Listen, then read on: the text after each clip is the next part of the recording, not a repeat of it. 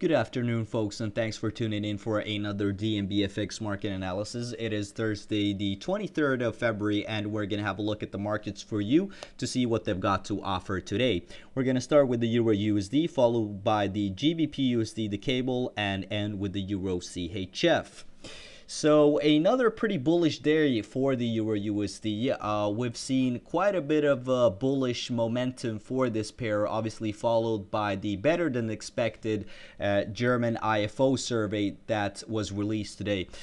We pretty much saw the Euro USD rally all the way up to the 133 748 level that we're currently trading at.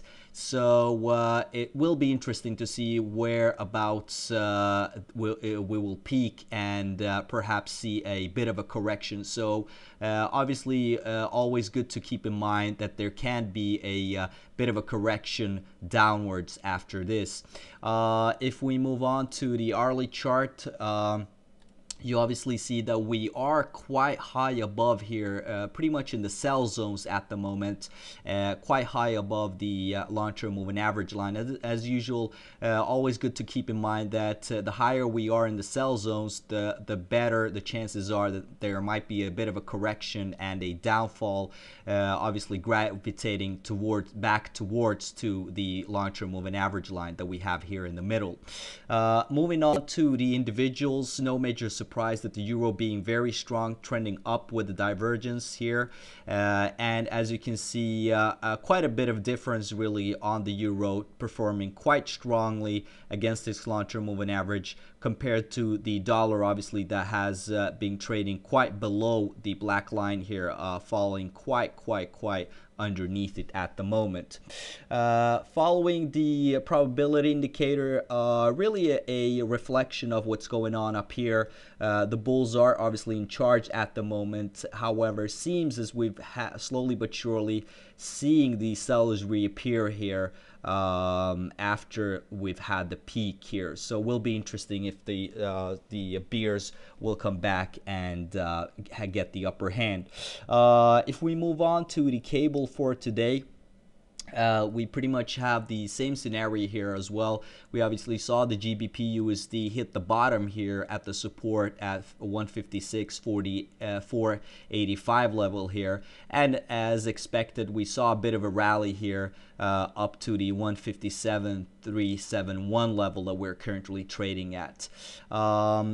If we move on and look a bit of the chart here at the hourly chart, you'll obviously see a better picture at this, and you obviously see that the pound is pretty much in charge at the moment, and both the pound and the dollar are pretty much even leveled against their long-term moving averages at the moment.